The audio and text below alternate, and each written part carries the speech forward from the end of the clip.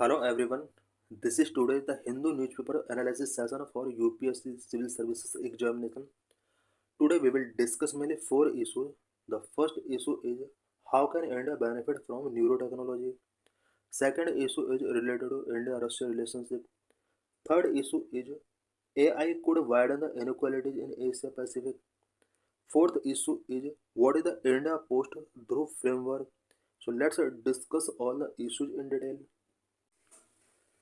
In this session, we will discuss what is neurotechnology, how can India benefit from neurotechnology. The brain remains humanity's final frontier. In the coming decades, neurotechnology will help to understand shape and functioning of the human brain. Coming decades में ऐसा expect किया जा रहा है neurotechnology brain के functioning and इसकी shaping को understand करने में एक इम्पोर्टेंट रोल प्ले कर सकती है. What is neurotechnology? Neurotechnology is a set of emerging technologies that use mechanical tool to talk directly to the brain. Neurotechnology emerging technologies का एक सेट है जो कि ब्रेन से डायरेक्ट टॉक करने के लिए मैकेनिकल टूल्स का यूज करती है. It includes systems that can record, monitor और even influence neural activity. Neurotechnology के अंदर ऐसे सिस्टम्स इंक्लूड होते हैं जो कि ब्रेन से रिलेटेड सिग्नल्स को रिकॉर्ड कर सकती है, मॉनिटर कर सकती है एंड न्यूरल एक्टिविटी को इन्फ्लुएंस कर सकती है. Significance: opening up new ways to understand how the mind works and consequently how it might be repaired or enhanced. न्यूरोटेक्नोलॉजीज कुछ ऐसे न्यू वेज ओपन कर सकती है जिससे ये फाइंड आउट किया जा सके, अंडरस्टैंड किया जा सके कि माइंड कैसे वर्क करता है एंड किस तरह से ब्रेन को रिपेयर किया जा सकता है, एनहांस किया जा सकता है. Applications: Neurotechnologies has a wide set of application in healthcare to gaming to recreation. Neurotechnologies का यूज वेरियस सेक्टर्स में किया जा सकता है such as health care to gaming to recreation.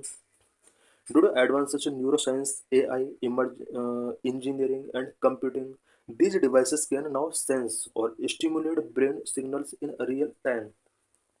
Because present में neuroscience, artificial intelligence, engineering and computing में जिस तरह से एडवांसमेंट हुआ है, ये डिवाइस जो कि न्यूरो टेक्नोलॉजी के लिए यूज की जा रही हैं, ये ब्रेन के सिग्नल को स्टिमुलेट कर सकते हैं, उन्हें सेंस कर सकते हैं. At the heart of this revolution is the brain computer interface. ये जो रेवोल्यूशन हो रहा है, इस रेवोल्यूशन का जो सेंटर है या जो मेन कंपोनेंट है वो ब्रेन कंप्यूटर इंटरफेस है. Brain computer interface, BCI. What is brain computer interface, BCI? BCI is a technology that blends neuroscience and computing to translate through thought into action. BCI brain computer interface एक technology है जो कि neuroscience के साथ blend है and neuroscience को computing करता है, साथ ही इसको थॉट को ट्रांसलेट करता है और एक्शन में इसको कन्वर्ट करता है. इट मीन्स ये थॉट को एक्शन में ट्रांसलेट करने के लिए एक इम्पोर्टेंट टेक्नोलॉजी है. Working method: BCI listens to the brain, decode its signals and can turn them into instructions for a prosthetic to follow. BCI brain को लिसन करता है, इसके सिग्नल्स को डिकोड करता है एंड इन सभी सिग्नल्स को इंस्ट्रक्शंस में कन्वर्ट करता है. BCIs can turn brain signals into digital command that control a computer cursor, a wheelchair or even a robotic arm. BCI brain signals को टर्न डिजिटल कमांड में turn कर सकता है एंड कंप्यूटर के cursor, wheelchair और robotic arms को भी control कर सकता है. Use a diagnostic: some devices are purely diagnostic, helping scientist study brain disorder और कॉग्निटिव फंक्शंस. ब्रेन डिसऑर्डर्स को स्टडी करने में भी साइंटिस्ट का ये हेल्प कर सकता है. Others go further around paralysed patient to move prosthetic limbs or stimulating certain brain regions to treat depression or Parkinson's disease. जिन पर्सन्स को पैरालाइज से रिलेटेड प्रॉब्लम्स है, न्यूरो टेक्नोलॉजी प्रोस्थेटिक लिम्स के मूवमेंट में help कर सकता है, साथ ही ब्रेन के कुछ स्पेशल रीजन्स को स्टिमुलेट करने में हेल्प कर सकता है. डिप्रेशन और पार्किंसन डिसीज को ट्रीट करने में भी ये एक अपना एक इम्पोर्टेंट रोल प्ले कर सकता है. Why does India need BCI? Number one, significant neurological disease burden, because India में न्यूरोलॉजिकल डिसीज बर्डन बहुत ज़्यादा है। यही वजह है कि इंडिया को भी बीसीआई की नीड है। India have a significant neurological disease burden from strokes and spinal cord injuries to Parkinson's disease and depression. India में न्यूरोलॉजिकल डिसीज बर्डन बहुत ज़्यादा है। यहाँ पर stroke and spinal cord injuries से लेकर पार्किंसन डिसीज एंड डिप्रेशन से रिलेटेड पेशेंट बहुत ज़्यादा है। For those living with paralysis, neuroprosthetics could restore mobility and communication. Persons जिन्हें पैरालिसिस हो चुका है, उन पर्सन्स के अंदर न्यूरोप्रोस्थेटिक मोबिलिटी को रीस्टोर कर सकता है, कम्युनिकेशन को रीस्टोर कर सकता है। For mental health patient, targeted neural stimulation offer the possibility of reducing long-term dependence on medication. Mental health face कर रहे पर्सन्स के लिए न्यूरो टेक्नोलॉजी एक इम्पोर्टेंट रोल प्ले कर सकता है, बिकॉज न्यूरल स्टिमुलेशन ये ऑफर करता है and long term dependence on medication को भी रिड्यूस कर सकता है। Opportunity extend for far beyond healthcare. Neurotechnology should at the intersection of biotechnology, engineering, and AI, sectors where India is rapidly developing global competence. Health sector में इसका importance तो है ही, साथ ही biotechnology, engineering and AI sector में भी neuro technology का इंटरसेक्शन या न्यूरो टेक्नोलॉजी का एक इम्पोर्टेंट रोल हो सकता है। Where does India stand today? Neuro technology के रिस्पेक्ट में आज इंडिया कहाँ पर है? India is creating academic and private sector strength in neuro technologies. India में आज ऐसे एकेडमिक या प्राइवेट सेक्टर को स्ट्रेंथ किया जा रहा है जहाँ पर न्यूरो टेक्नोलॉजी को प्रमोट किया जा सके। IIT Kanpur researchers recently unveiled a BCI based robotic hand that could be useful for stroke patient। Recently IIT Kanpur के जो रिसर्चर्स हैं उन्होंने BCI बेस्ड रोबोटिक हैंड बनाया है जो कि स्ट्रोक पेशेंट के लिए यूजफुल हो सकता है। The national brain research centre in Manesar and brain research centre at IISc Bangalore are leading research centre for neuroscience के कुछ important research centre such as national brain research centre in Manesar and brain research centre and IISc Bangalore, ये neuro science में अपने आप को एक India को एक लीडिंग प्रोवाइड कर रहे हैं।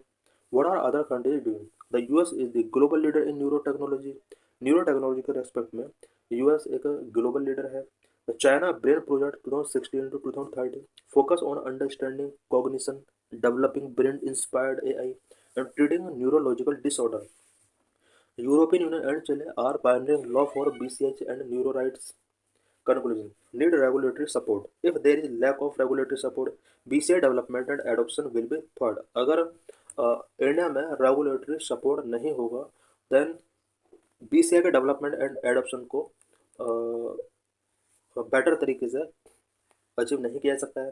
Technical and ethical aspect, a regulatory pathway that assesses BCI on technical and ethical aspect, including ensuring data privacy and user autonomy, is of utmost need.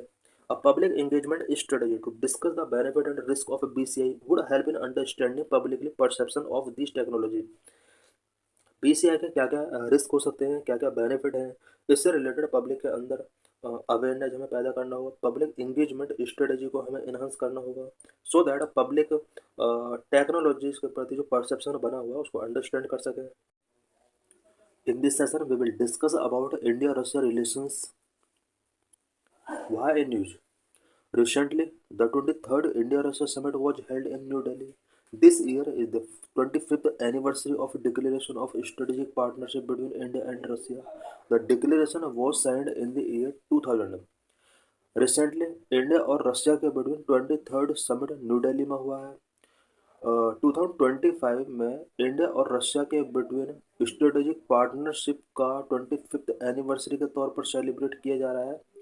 India और रशिया के between strategic partnership का declaration 2000 में किया गया था। Since then 22 annual summits, regular leadership level meeting, minister dialogue and working group across sectors have institutionalised the partnership, ensuring continuity and depth. 2000 से लेकर अब तक इंडिया और रशिया के बिटवीन अबाउट 22 एनुअल समिट्स हो चुके हैं। Regular leader level meeting, minister dialogue हो चुके हैं। इन सभी समिट्स, मीटिंग्स एंड डायलॉग ने इंडिया और रशिया के बिटवीन पार्टनरशिप को इंस्टीट्यूशनलाइज किया है। It established a qualitatively new framework that elevated bilateral cooperation across political, security, economic, defense and cultural spheres.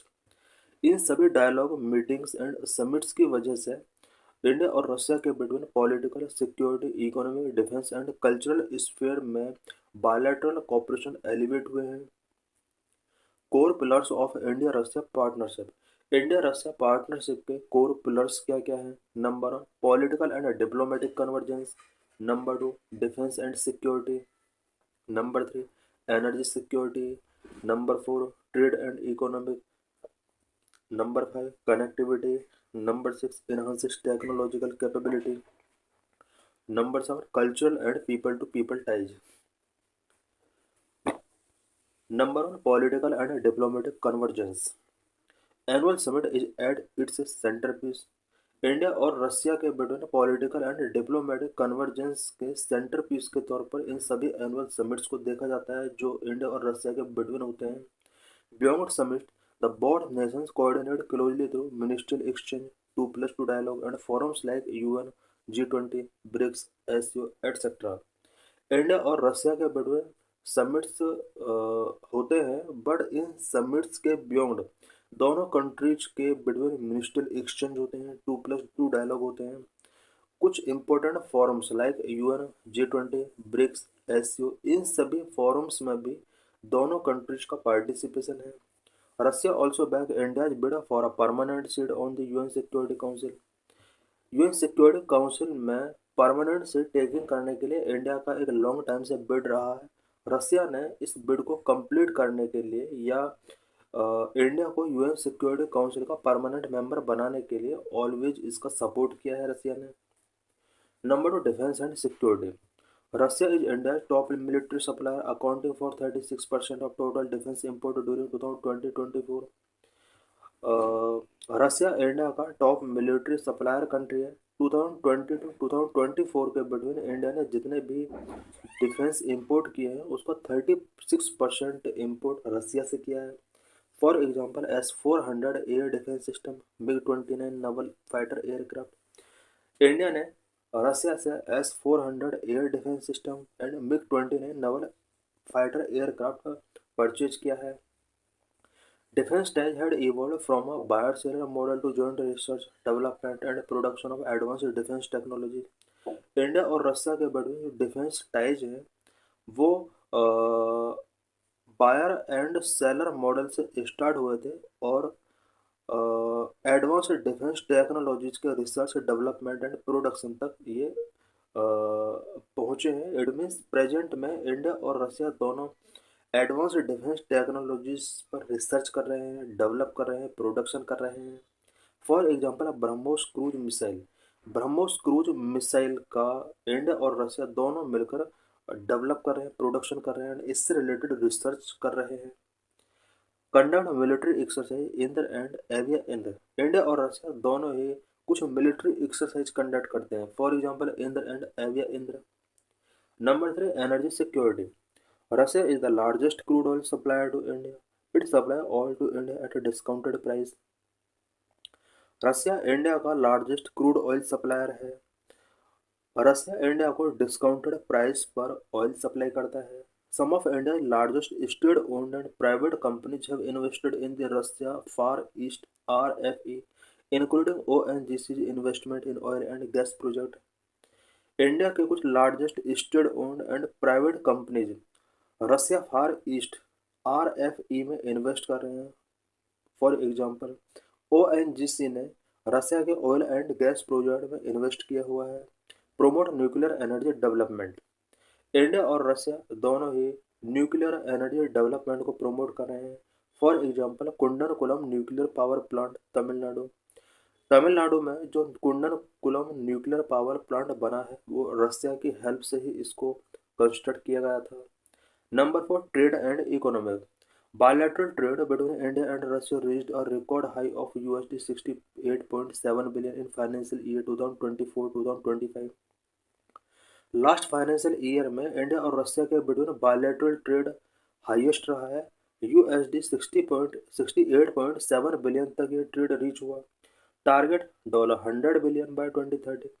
ऐसा टारगेट रखा गया है कि इंडिया और रसिया के बिटवीन इस बायलैटरल ट्रेड को 2030 तक $100 बिलियन तक पहुंचाना है। Major items of export from India: pharmaceutical, organic and inorganic chemicals, iron and steel. India से रसिया के लिए जो आइटम्स एक्सपोर्ट किए जाते हैं उसमें pharmaceuticals, organic and inorganic chemicals, iron and steel include है। 90% trade between Russia and India is conducted in local currency, that is rubles and rupees. India और रसिया के बीच जो भी ट्रेड किया जाता है, स्पेशली 90% ट्रेड लोकल करेंसीज में किया जाता है, रूबल्स एंड रुपी में। Number 5, connectivity. Russia can enhance India's connectivity with central Asia and wider Eurasia through project like international north south transport corridor INSTC, northern sea route and Chennai Vladivostok eastern maritime corridor. Russia India की connectivity को central Asia तक enhance करने के लिए एक important role play कर सकता है एंड वाइडर यूरेशिया तक इंडिया की कनेक्टिविटी को बूस्ट करने के लिए रसिया के कुछ इम्पोर्टेंट प्रोजेक्ट हमारे लिए बहुत ही इम्पोर्टेंट हैं, such as international north south transport corridor हमारे लिए इम्पोर्टेंट हो सकता है, north eastern sea route important हो सकते हैं, Chennai Vladivostok eastern maritime corridor. ये सभी प्रोजेक्ट हैं जो इंडिया की central Asia and wider Eurasia तक कनेक्टिविटी को इन्हांस कर सकते हैं और इसमें हमें रसिया का एक बहुत ही हेल्प चाहिए। Number 6, enhances technological capability. In space sector, Russia is assisting India in its first crewed space mission Gaganyaan. Space sector में भी रसिया इंडिया का कोऑपरेट कर रहा है। इंडिया का first crude space mission Gaganyaan ये रसिया की हेल्प से ही प्रिपेयर किया जा रहा है। Number 7, cultural and people to people ties. Indian cinema attracted a Soviet audience. Russian ballet continues to find fans in India, and yoga enjoy wide popularity across Russia, building long-lasting goodwill. India का cinema Soviet audience को attract कर रहा है, वहीं रसिया का film industry भी कुछ India में अपने फैंस इंक्रीज कर रहे हैं। इंडिया का योगा रसिया में पॉपुलर हो रहा है। ये कुछ चीज़ें हैं जो कि इंडिया और रसिया के बीच में लॉन्ग लास्टिंग गुडविल बिल्ड कर रहे हैं। Challenges in India Russia relations. India और रसिया के बीच रिलेशंस के बिफोर क्या क्या चैलेंजेज हैं? Number 1, trade imbalance related challenge. Number 2, decline defence import. Number 3, diverging geo political priorities. Number 4, sanctions by USA। Number 5, rupee surplus problem. Number 1, trade imbalance. Trade balance favour Russia. Indian import from Russia USD 63.84 billion in financial year 2024-25। Export USD 4.88 billion. India और Russia के बीच जो भी trade हो रहा है वो रसिया के favour में है। इंडिया ने लास्ट फाइनेंशियल ईयर में अबाउट USD 63.84 बिलियन डॉलर का इंपोर्ट किया था, वहीं $4.88 बिलियन का एक्सपोर्ट किया था। इंडिया अगर किसी भी कंट्री के साथ इंपोर्ट ज़्यादा करता है तो ये इंडिया के फेवर में नहीं होता है, और अगर एक्सपोर्ट ज़्यादा करता है किसी दूसरे कंट्री के साथ ये इंडिया के फेवर में होता है, क्योंकि एक्सपोर्ट करने से हमारा करेंसी का वैल्यू इंक्रीज होता है, हमारी इकोनॉमी स्ट्रॉन्ग होती है। Number 2, decline in defence import. It is mainly due to diversification of India arms import from countries like Israel, France and the US along with indigenization efforts। India का Russia के साथ कुछ defence export decline हुआ है। ऐसा इसलिए हुआ है क्योंकि इंडिया आर्म्स इंपोर्ट को डाइवर्सिफाई करना चाहता है। यही वजह है कि कुछ अदर कंट्रीज के साथ इंडिया ने आर्म्स इंपोर्ट स्टार्ट किया, such as Israel, France, US। साथ ही इंडिया अब आर्म्स को लेकर इंडिजिनाइजेशन फॉलो कर रहा है। हमारे यहाँ पर अब बहुत सारे आर्म्स का प्रोडक्शन किया जाता है। यही वजह है कि रसिया पर कुछ हमारा डिपेंडेंसी डिक्रीज हुआ है। Number 3, diverging geo political priorities. India US convergence, कुछ जियो पॉलिटिकल प्रायोरिटीज डाइवर्ज हो रही हैं, such as India US convergence, growing Russia China ties, Russia rapprochement with Pakistan. ये कुछ जियो पॉलिटिकल सिचुएशंस हैं जो डाइवर्ज हो रहे हैं। India US convergence, India is encouragingly aligning with the West, particularly the US. For example, secured relationships such as Quad. India US convergence बढ़ रहा है। इंडिया वेस्टर्न कंट्रीज के साथ अपने अलाइनमेंट को इनक्रीज कर रहा है। एग्जाम्पल के लिए यूएस के साथ अपने अलाइन को इन्हांस कर रहा है। एग्जाम्पल के लिए यहाँ पर इंडिया यूएस के साथ सिक्योरिटी रिलेशनशिप को स्ट्रॉन्ग कर रहा है, such as Quad. Growing Russia-China ties. In 2022, Russia and China announced a no-limit partnership outlining closer political, economic and security engagement. रसिया और चाइना के टाइज भी प्रेजेंट में ग्रो हो रहे हैं। 2022 में रसिया एंड चाइना ने नो लिमिट पार्टनरशिप अनाउंस किया था, जो कि दोनों कंट्रीज के between political, economic and security engagement को शो करता है।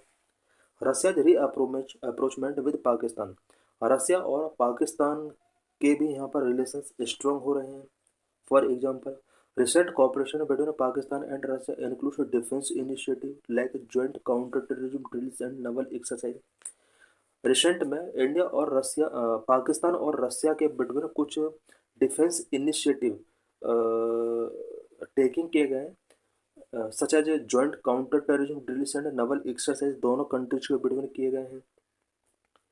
ये कुछ जियो पॉलिटिकल फैक्टर हैं जिसके लिए इंडिया और रसिया के रसिया के जो रिलेशंस हैं वो अफेक्ट हो सकते हैं।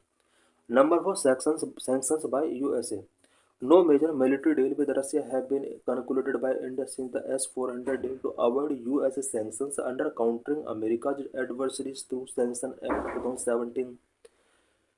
इंडिया और रशिया के बिटवीन S-400 डील के बाद कोई मेजर डील नहीं हुआ है। ऐसा इसलिए किया है इंडिया ने बिकॉज अमेरिका के अंदर एक कार्सा एक्ट है जो कि 2017 का एक्ट है। इस एक्ट के अकॉर्डिंग अगर कोई अमेरिका का एली कंट्री रसिया, ईरान और नॉर्थ कोरिया के साथ ट्रेड करता है तो यूएस उन कंट्रीज के ऊपर सैंक्शंस इम्पोज कर सकता है। इन सभी सैंक्शन से बचने के लिए, इट मीन्स कार्सा एक्ट से बचने के लिए इंडिया ने यूएस के साथ इंपोर्ट थोड़े कम किए हैं। कार्सा allow the imposition of sanctions on countries dealing with three nations, that is Russia, Iran and North Korea. US का कोई भी एली कंट्री अगर Russia, Iran and North Korea के साथ डीलिंग करता है तो यूएस इन कंट्रीज के ऊपर सैंक्शंस इम्पोज कर सकता है कार्सा एक्ट के according. Number 1, rupee surplus problem. Trade imbalance has generated financial challenges as billions of Indian rupee have accumulated in special rupee withdrawal account in Indian bank. The Russian foreign minister identified this surplus as a problem, noting Russia's inability to use this fund for international transactions outside the Western financial system. India और Russia के between relations के before एक special रुपी withdraw account भी एक सबसे बड़ी problem है because ये जो अमाउंट होता है ये रसिया इस अमाउंट को यूज नहीं कर पा रहा है इंटरनेशनल ट्रांजैक्शन के लिए। How India is balancing its relation with Russia and USA. India Russia और यूएसए के साथ अपने रिलेशंस को कैसे बैलेंस कर रहा है। India sometimes find itself entangled between the interest of US and Russia. India कभी कभी अपने आप को यूएस एंड रसिया के इंटरेस्ट के बिटवीन एंटेंजल्ड पाता है। For example, US recently imposed tariff on India for purchasing oil from Russia. It accused India for financing Russia's war in Ukraine. Recently US ने इंडिया के ऊपर कुछ टैरिफ इसलिए इम्पोज किए हैं क्योंकि इंडिया रसिया से कंटिन्यू ऑयल परचेज कर रहा था और यूएस ने ये एक्यूज किया है इंडिया को कि इंडिया रसिया से परचेजिंग करके उसकी जो इकोनॉमी है या उसको फाइनेंस कर रहा है जिसका यूज रसिया यूक्रेन वॉर में कर रहा है। India approach in dealing with such situations, इस तरह की सिचुएशंस को डीलिंग करने के लिए इंडिया ने क्या क्या इनिशिएटिव्स टेकिंग किए हैं, या इंडिया किस तरह की अप्रोच फॉलो कर रहा है। Number of following strategic autonomy, India अपने स्ट्रेटेजिक ऑटोनॉमी को फॉलो कर रहा है। India follow a flexible foreign policy approach balancing ties with both the USA and Russia. Approach is based on strategic autonomy and realistic policies. USA और Russia के साथ अपने ties को बैलेंस करने के लिए इंडिया ने फ्लेक्सिबल फॉरेन पॉलिसी फॉलो किया है। और इंडिया का जो ये अप्रोच है ये strategic autonomy and realistic policies के बेस पर है। For instance, in the case of Russia Ukraine conflict, India abstained from the UNSC resolution which called for condemning the Russian military action against Ukraine। यहाँ पर एक example दिया है, UNSC के अंदर रसिया के द्वारा यूक्रेन पर किए गए अटैक के लिए रसिया को कंडेम करने के लिए एक रेजोल्यूशन पास कराया गया। बट यहाँ पर इंडिया ने वोटिंग नहीं किया। इट मीन्स रसिया के अगेंस्ट यहाँ पर इंडिया ने वोटिंग नहीं किया, इंडिया ने अपने आप को एब्सटेन किया। Relationship based on national interest, India national interest के बेस पर ही कंट्रीज के साथ रिलेशनशिप को मेंटेन करता है। Despite the imposition of additional tariff, India has maintained deep ties with Russia. US ने रसिया के ऊपर एडिशनल टैरिफ इम्पोज किए हैं, इसके बाद भी इंडिया ने रसिया के साथ अपने टाइज को डीप करके रखा हुआ है। At the same time, India is quiet diplomacy in multilateral platform like BRICS, SCO and G20 has allowed it to remain a bridge between the global south and competing power bloc. Internationalisation of rupee, India की पूरी कोशिश है कि वो अपनी currency रुपी का internationalization कराए to deal with sanctions on Russia. India is promoting alternative payment mechanism such as trading in rupee और रबल्स। वेस्टर्न कंट्रीज के द्वारा रसिया पर वेरियस टाइप के सैंक्शंस इम्पोज किए गए हैं, और इंडिया रसिया के साथ डॉलर में ट्रांजैक्शन नहीं कर सकता। यही वजह है कि इंडिया ने एक अल्टरनेटिव पेमेंट के तौर पर रुपी एंड रबल्स में ट्रेडिंग स्टार्ट किया है। How India Russia relation can be strengthen, India और रशिया के बीच रिलेशन को कैसे स्ट्रेंथन किया जा सकता है। Number one, enhancing multi trust. Number two, need to strengthen tier second diplomacy. Number three, need to diversify trade. Number four, promoting joint research and co-development. Number five, finalizing free trade agreement with Eurasian Economic Union. Number six, promote cooperation in nuclear energy. Number seven, promoting cooperation in non-traditional areas. Number one, enhancing mutual trust. Both countries need to reinforce mutual trust amid growing apprehensions about Russia, China, and India-US convergence. Present में रसिया का China के साथ ties strong हो रहे हैं, India और US के convergence यहाँ पर शो रहे हैं, और एक एप्रीहेंशन यहाँ पर ग्रो हो रहा है।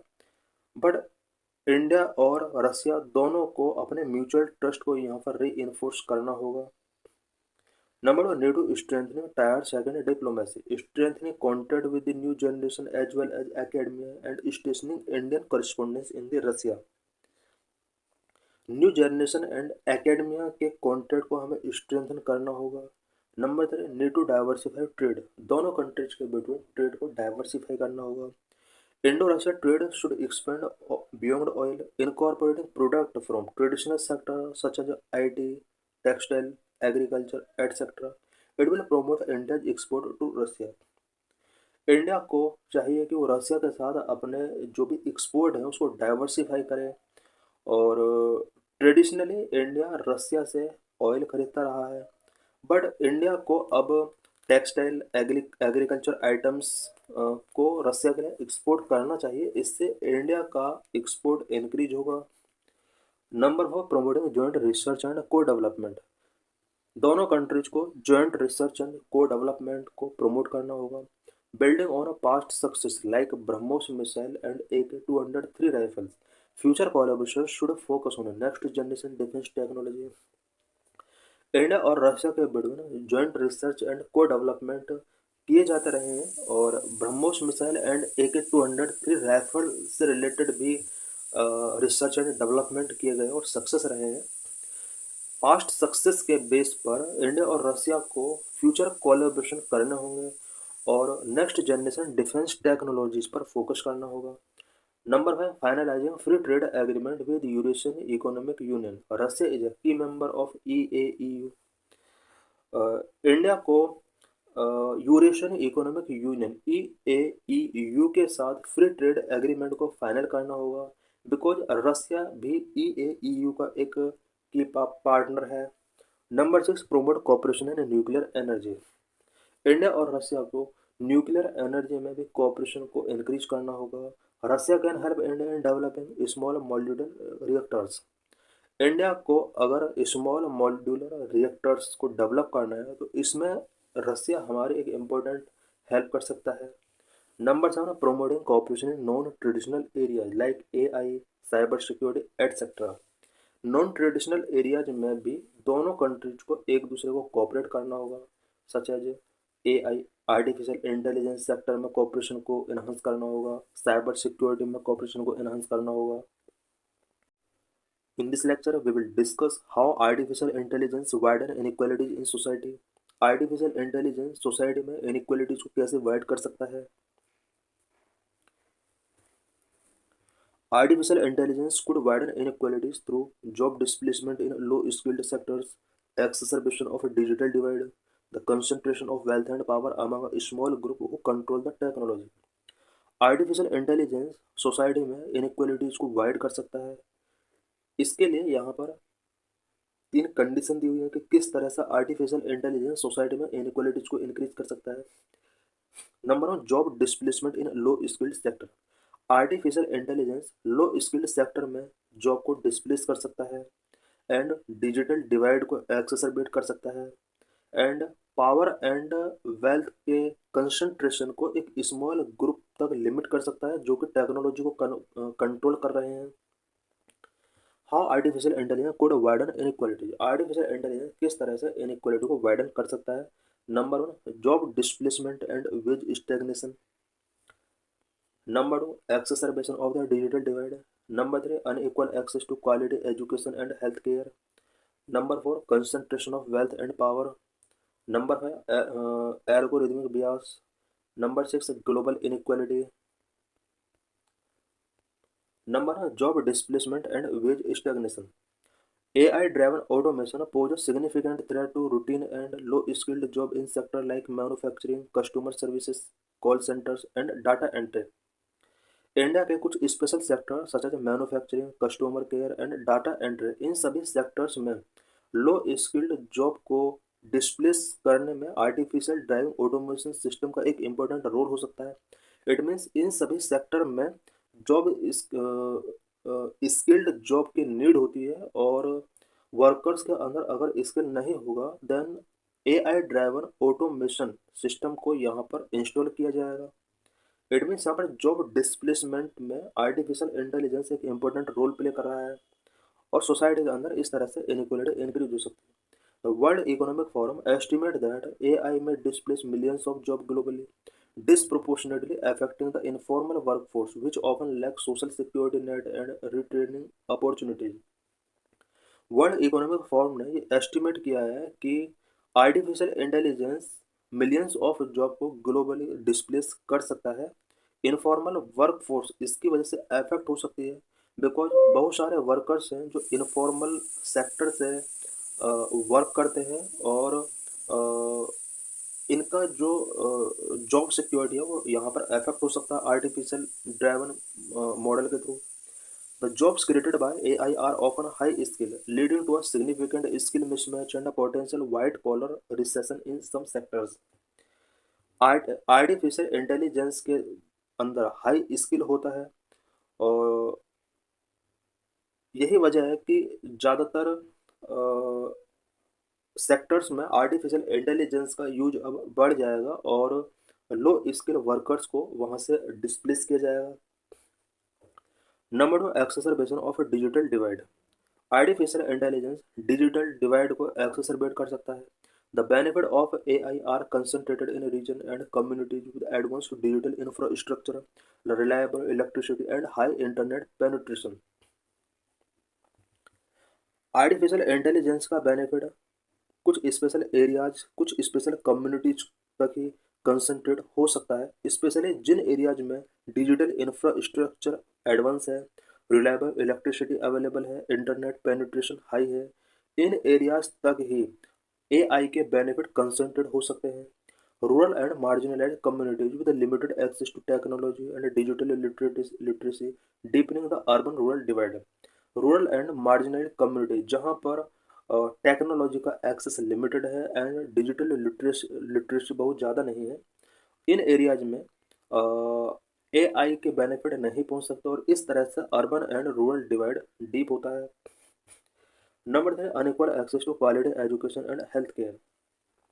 While AI can revolutionize education and healthcare through personalized learning and improved diagnostic, its benefits are primarily accessible to those in better equipped urban areas or elite institutions. Artificial intelligence का use आज education and health care में किया जा सकता है और learning purpose के लिए, डायग्नोस्टिक पर्पज के लिए इसका यूज आज किया जा रहा है। बट अर्बन एरियाज के एलिट पीपल ही इस चीज़ का फ़ायदा उठा सकते हैं। रूरल एरिया या फिर मार्जिनलाइज कम्युनिटी के लोग quality education and health care से अभी भी बहुत दूर हैं। वजह यह है कि वहाँ तक अभी इंटरनेट इंफ्रास्ट्रक्चर या इलेक्ट्रिसिटी अवेलेबल नहीं है। इस तरह से artificial intelligence quality education and health care के लिए एक अनइक्वल एक्सेस इंश्योर कर रहा है। Schools or health centers in underprivileged regions may lack the infrastructure to adopt these technologies, thereby reinforcing existing disparities in access to quality services. Number 4, concentration of wealth and power. Artificial intelligence wealth and power का concentrate कर सकता है। Due to high cost of AI research development and high performance computing infrastructure, only a few large corporations and advanced economy can lead the innovation. AI का AI research का cost बहुत high होता है। AI development and इसके development का भी cost बहुत high होता है। And computing infrastructure, high performance computing infrastructure इसका हाई होता है। यही वजह है कि कुछ large corporations and advance economies ही इसके इनोवेशन को लीड कर रहे हैं। This lead to the concentration of economic gains among capital owners and highly skilled workers, increasing the gap between the rich and poor. इससे क्या होगा कि इकोनॉमिक गेन, एआई से जो इकोनॉमिक गेन होगा वो कैपिटल ओनर या हाईली स्किल्ड वर्कर्स को ही मिल रहा है और रिच एंड पुअर के बिटवीन गैप भी इंक्रीज हो रहा है। नंबर है algorithmic bias. If AI models trained on biased data, it can perpetuate and amplify existing social prejudices, including caste, gender, and regional discrimination in critical areas such as hiring, planning, and law enforcement. AI models को अगर ब्याज data के साथ train किया जाता है, then ये society के अंदर पहले से existing prejudice such as caste, gender and regional discrimination, इन सभी को ये बढ़ा सकता है। Specially hiring, lending and law enforcement के एरियाज में ये इन डिस्क्रिमिनेशन को बढ़ा सकता है। Number 6, global inequality. Developing countries have dependency on foreign AI technologies. Developing countries आज भी फॉरेन एआई टेक्नोलॉजीज पर डिपेंड है। The UN has warned that unmanaged AI could lead to a great divergence between Nations. United Nations ने ये warning given किया है कि unmanned AI जो है वो नेशंस के बिटवीन ग्रेट डाइवर्जेंस को लीड कर सकता है। What are mitigating measures? Society के अंदर एआई की वजह से जो इनक्वलिटी इंक्रीज हो रही है, इसके अगेंस्ट क्या क्या मेजर्स टेकिंग किए जा सकते हैं? Number 1, investing in skilling and re skilling. In skilling and re skilling में हमें इन्वेस्टमेंट को इंक्रीज करना होगा। Number 2, developing inclusive AI governance. AI governance को डेवलप करना होगा। Bridging the digital divide, digital divide को हमें ब्रिज करना होगा। स्ट्रेंथनिंग सोशल सेफ्टी नेट को स्ट्रेंथन करना होगा। प्रोमोटिंग पब्लिक इन्वेस्टमेंट को प्रमोट करना होगा। Number 1, investing in skilling and re-skilling. Expanding program like the Skill India mission to include AI literacy and vocational training is crucial to prepare the workforce for a new role. Workforce को new role के लिए prepare करने के लिए India को चाहिए कि वो स्किल इंडिया मिशन के साथ AI literacy and vocational training को इंक्लूड करे। Number 2, developing inclusive AI governance. India को इंक्लूसिव एआई गवर्नेंस को डेवलप करना होगा। Implementing robust ethical framework and governance guidelines that ensure fairness, transparency and accountability in AI development and deployment. India को चाहिए कि वो एआई से related ethical framework and governance guideline implement करें। इसके अंदर ये इंश्योर होना चाहिए कि ये framework and guideline fairness, transparency, accountability इसमें होना चाहिए। Number 3, bridging the digital divide. Digital divide जिस तरह से इंक्रीज हो रहा है उसको ब्रिज करना होगा। Treating digital infrastructure as a public good and ensuring its affordability and availability in rural and remote areas is essential। Digital infrastructure को एक पब्लिक गुड के तौर पर ट्रीट करना होगा और ये इंश्योर करना होगा कि डिजिटल इंफ्रास्ट्रक्चर पीपल को अफोर्डेबल कॉस्ट पर मिले and rural and remote areas में भी इसकी अवेलेबिलिटी को इंक्रीज किया जाए। Number 4, strengthening social safety net. Expanding social security and unemployment benefit for vulnerable informal worker affected by automation. Social security and unemployment benefit को vulnerable informal workers जो कि automation की वजह से अफेक्ट हुए हैं वहां तक एक्सपेंड करना होगा। Number 5, promoting public investment. Public investment को प्रमोट करना होगा। Focusing public investment on AI applications in public welfare domains like agriculture, health care and education to ensure benefit reach marginalised population. Marginalised population तक AI के benefit को ensure करने के लिए AI applications के यूज को पब्लिक वेलफेयर के लिए हमें इन्हांस करना होगा। Specially agriculture, health care and education sector में पब्लिक इन्वेस्टमेंट को हमें बढ़ाना होगा। Conclusion, by taking proactive policy measures, the government can aim for AI for all and ensure that technology progress translate into shared prosperity, preventing a significant widening of inequalities। India को चाहिए कि वो अपने technological progress को shared prosperity में translate करें। इसके through हम वाइडनिंग हो रही इनइक्वालिटीज को प्रिवेंट कर सकते हैं। In this session, we will discuss about Dhruv. Dhruv means Digital Hub for Reference and Unique Virtual Address. Why news? The Department of Post in May proposed a framework called Digital Hub for Reference and Unique Virtual Address. Dhruv. Department of post ने मई month में ध्रुव से related framework propose किया। ध्रुव एक ऐसा system है जो every person को एक यूनिक वर्चुअल एड्रेस का आईडी गिवन करेगा। It would allow for the standardization and sharing of physical address through labels that resemble email address। ध्रुव सभी पीपल को एक फिजिकल एड्रेस की फैसिलिटी अवेलेबल कराएगा जो कि ईमेल एड्रेस की तरह शो होगा। Dhruv will also help with effective governance, inclusive service delivery and enhanced user experience। Dhruv governance को इफेक्टिव करने में एंड सर्विस डिलीवरी को इंक्लूसिव बनाने में एक इम्पोर्टेंट रोल प्ले करेगा। Government has amended post office act 2020 through enable Dhruv. Dhruv को enable करने के लिए गवर्नमेंट ने पोस्ट ऑफिस एक्ट 2023 के अंदर कुछ अमेंडमेंट किए हैं। DigiPin, a 10-digit alphanumeric PIN code based on location coordinate, has also released। ध्रुव के साथ साथ एक DigiPin भी यहाँ पर रिलीज किया गया है। DigiPin 10-digit alphanumeric PIN code होता है जो कि लोकेशन के बेस पर होता है। What is Dhruv? Dhruv is being proposed as a digital public infrastructure along the line of Aadhaar and UPI। Dhruv Aadhaar and UPI की ही तरह एक डिजिटल पब्लिक इंफ्रास्ट्रक्चर के तौर पर इसको प्रपोज किया गया है। The service would help logistic players like India post and e commerce and gig platform like Amazon and Uber to receive a label instead of user having to fill out an address.